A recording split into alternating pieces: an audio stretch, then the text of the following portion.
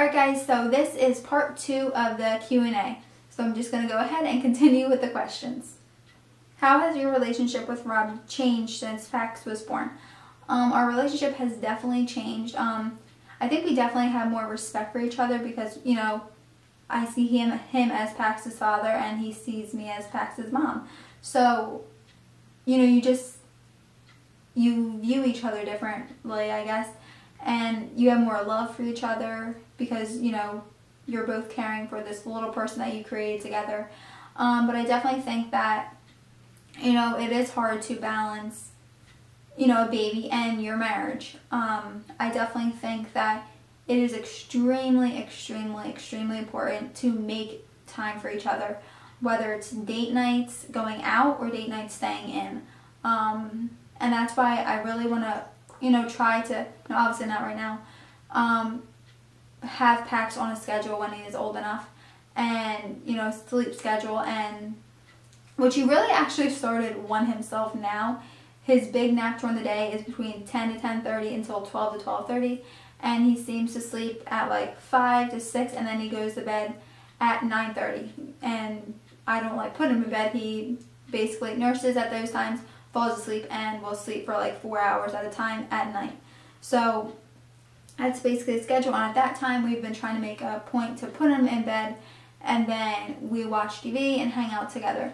But I definitely think it's super important to spend time with each other because, you know, your husband, your baby's basically attached to you, you know, especially if you're breastfeeding. They don't really want, they know that daddy's not giving them the milk. It's mainly me.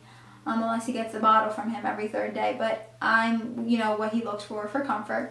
And I definitely think that, you know, your husband can feel neglected and, you know, just not wanted or anything like that. And especially at bedtime, if, you know, because Pax has been congested and has to be sleeping on me. So I think we're actually going to be trying to move his pack and play in replace of the co-sleeper because he has been so congested, and the pack and play, the bassinet and the pack and play sits him up a little bit better. So I'm going to try that tonight, just so he's not in the bed with us, and it gives me and Rob time to cuddle, and, you know, we both like to cuddle and just be close to each other. So that will give us the opportunity, you know, to snuggle and stuff like that. But I definitely think that date nights are important, even though you don't want to leave your baby. It's important to keep that relationship with your husband. How do you handle differences in parenting with Rob? Me and Rob both basically have the same,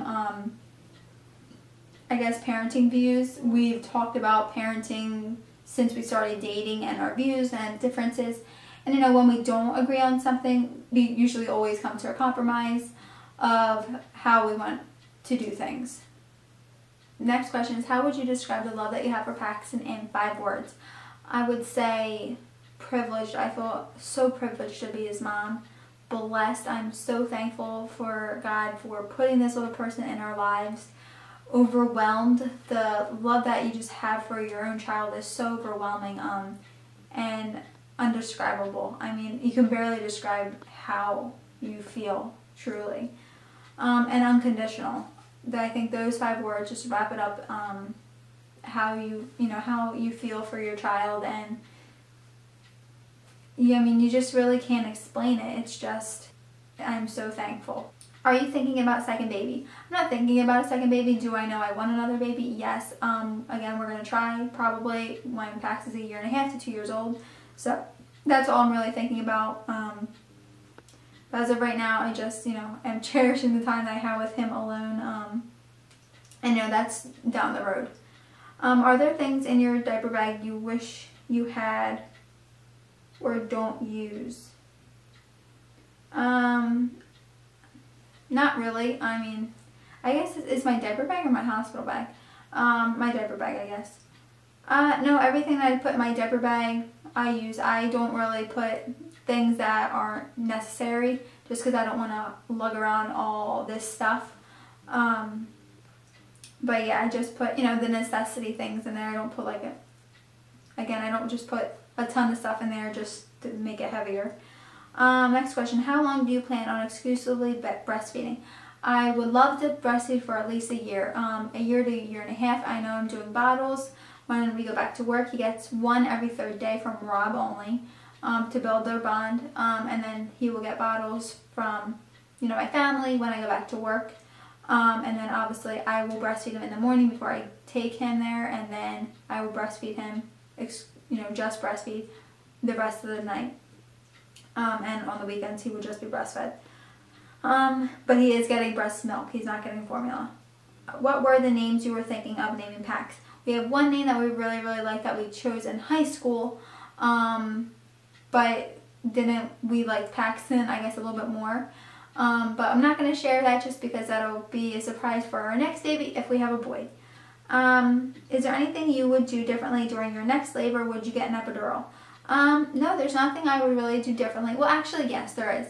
The laboring tub. I waited way too long to get into the laboring tub. I basically got in when my back started to really hurt, and I was only able to stay in it about 5 to 10 minutes, and then I needed to get out of there.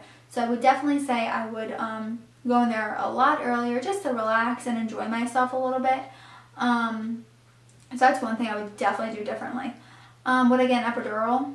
If I had back labor again, absolutely. Because with Paxton and my water broke at 3 in the morning, they were, concerned about, I guess bacteria and everything when your water breaks. So they wanted to, it to progress, and for me, not to, I guess, go excessively amount, I guess, how many hours they don't want you to go, I guess, when your water breaks. So as soon as I got there, because my body was so tense and so stressed out, and I was throwing up, really sick, my body was not able to dilate past 6. I mean, it was taking hours for me to dilate. And as soon as I got the epidural, I stopped throwing up. I was way, way relaxed. My back was not hurting. I felt the stomach contractions later on when I was delivering, which I was happy because I could feel when I needed to push. But it definitely took the edge off and extremely helped my back. So if I had back labor again, I would definitely get it. And if I didn't have back labor and I was able to, handle the pain, then I wouldn't get it. So again, each labor is different. So maybe I need it for him, but maybe I won't need it for the next one, or maybe I will. I will decide when that time comes. What is Pax's schedule? Pax's schedule is Rob gets up about 6:30 for work, and we usually get between 6 to 6:30. And I nurse him, and sometimes he'll go back to sleep, but usually I've been trying to keep him up because that will be our schedule to wake up for when I go back to work. So I usually wake up, I change his diaper, I nurse him, and we come in his room, we put music on, maybe I'll read him a book, and he's really, really happy in the morning, which is really fun for me because that's when I feel I see like his most smiles, when I'm like, good morning, and he's super happy. So I love to see that. And I'll just put him on the floor and we'll play for a little while. Then we'll go downstairs, play on his playmat, just relax, I'll eat breakfast.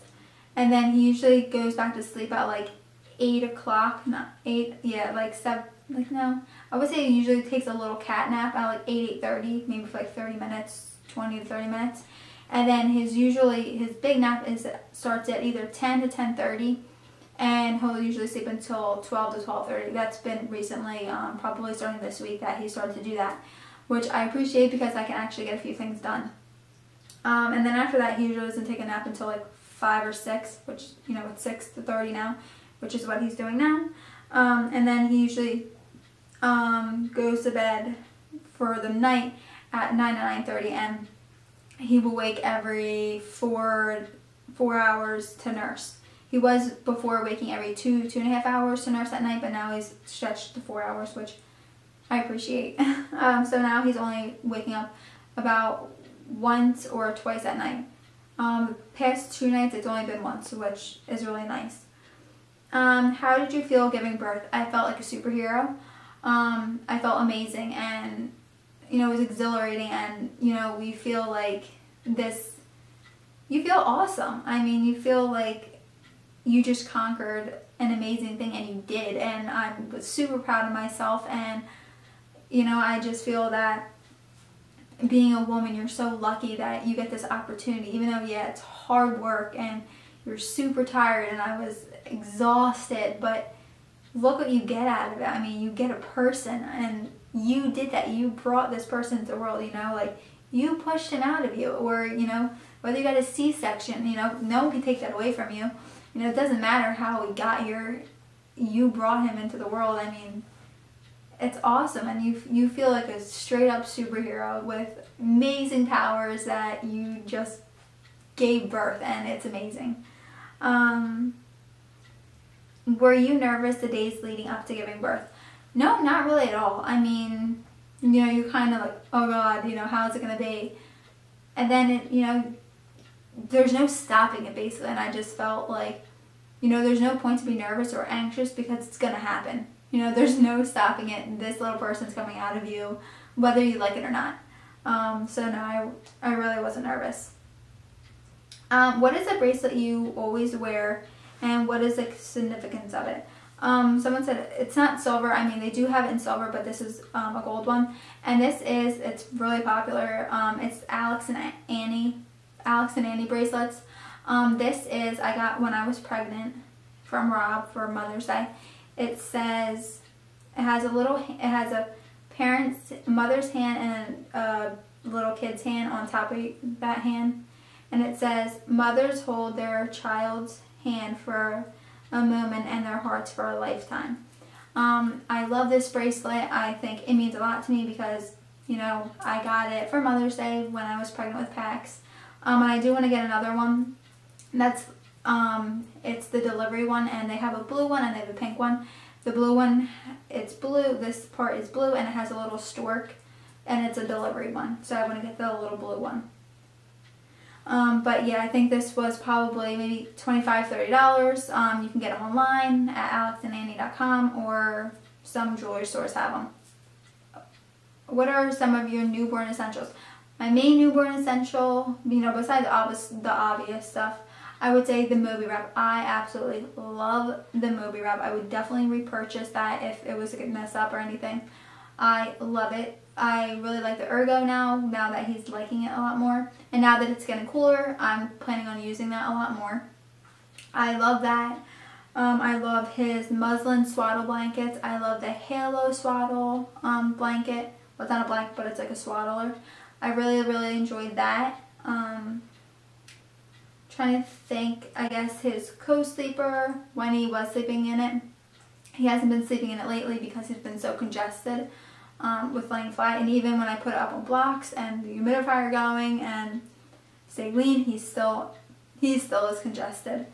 Another newborn essential, I guess I would say, is the nose Frida, because with him being congested, we've been having to suck his little boogies out of his nose. And I think that's about it, or the things that I really use. I guess the newborn essential that I really did need, that I'm thankful that they make, was the nipple shield. That was one thing that, you know, I could not live without, where I wouldn't have been able to breastfeed when, you know, for that first month. So I really am thankful that they had those. Next question. What is your best piece of advice for surviving the first month with a newborn? I think my best piece of advice would be to not let people's experience be your experience, or to think that's going to be your experience. To know that, you know, you're his mom or you're her mom, and you know what's best for them, and, you know, really try not to be stressed out. Try to just, you know, if he's crying, I just think to myself, he's crying, he's fine. I mean, I don't let him cry for a long time. Like, say, you know, I put him down in the swing and I'm going to the bathroom real quick. If I hear him crying, I just think, don't get overwhelmed. He's fine. He'll stop crying as soon as you pick him up.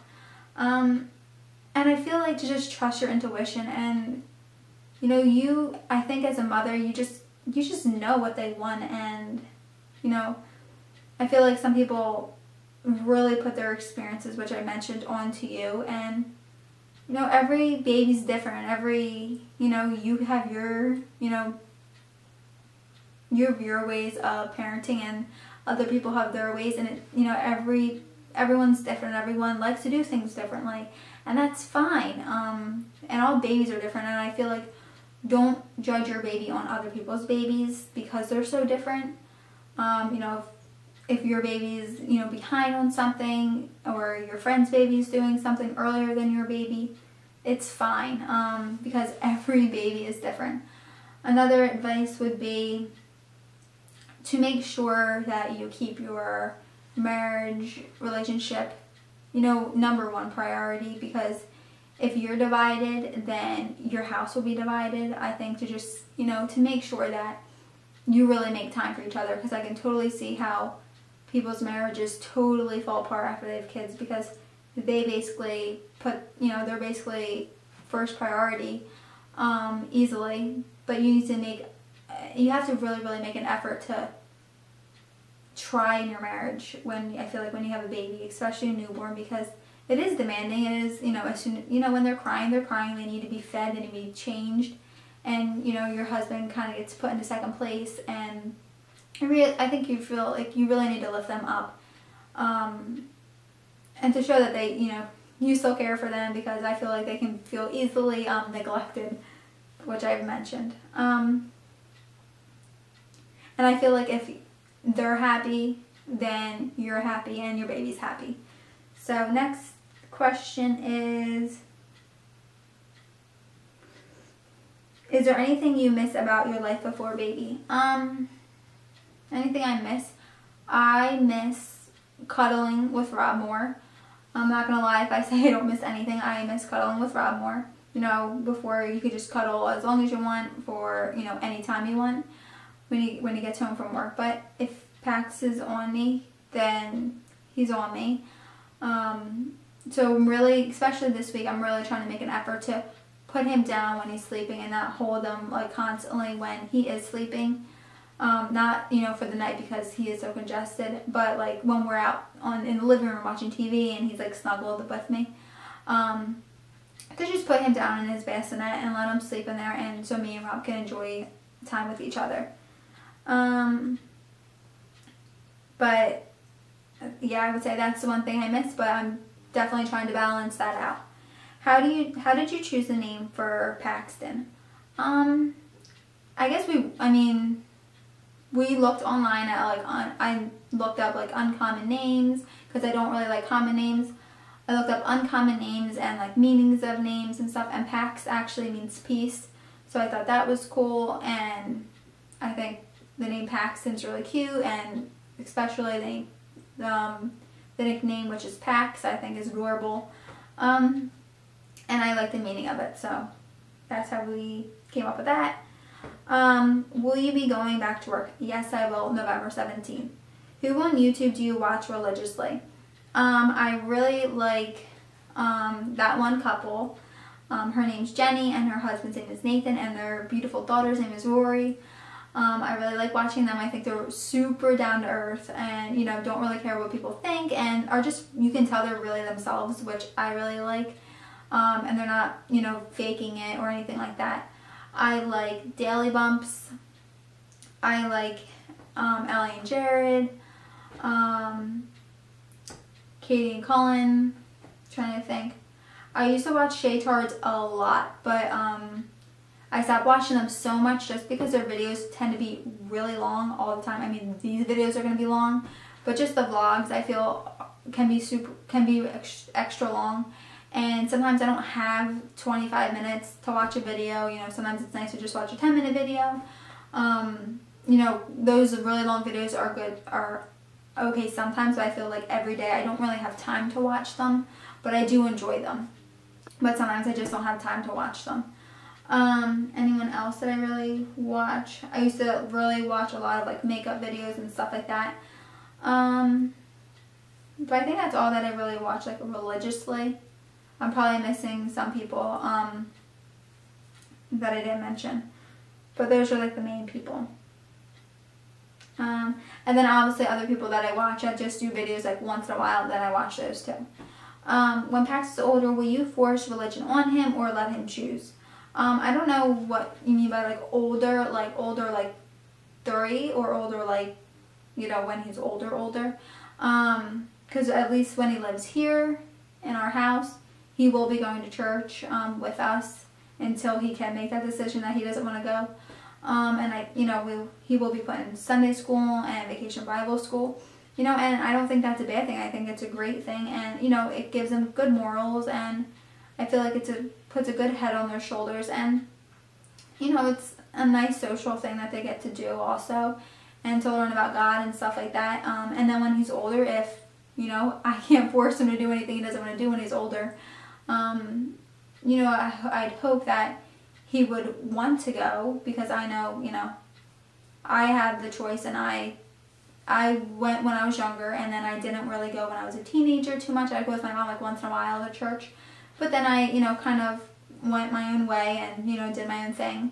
And then when I met Rob, you know, we didn't really go that much. We went once in a while, but now, you know, we've come together, and we know that God's so important in our lives, and, you know, to put him in our lives will make our relationship with each other better, and our family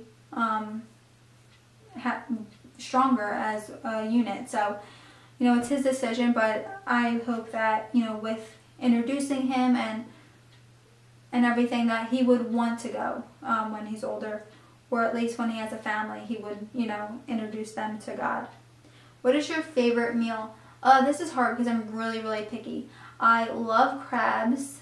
I love coconut shrimp. I'm a big seafood eater. I really don't like fish though. I like shellfish. And I guess that's really it. I can think. I like Chinese food. I'm not really a big Mexican food eater. But yeah, I really do like seafood. But thumbs up if you like this video, and subscribe if you haven't already. Alright guys, bye!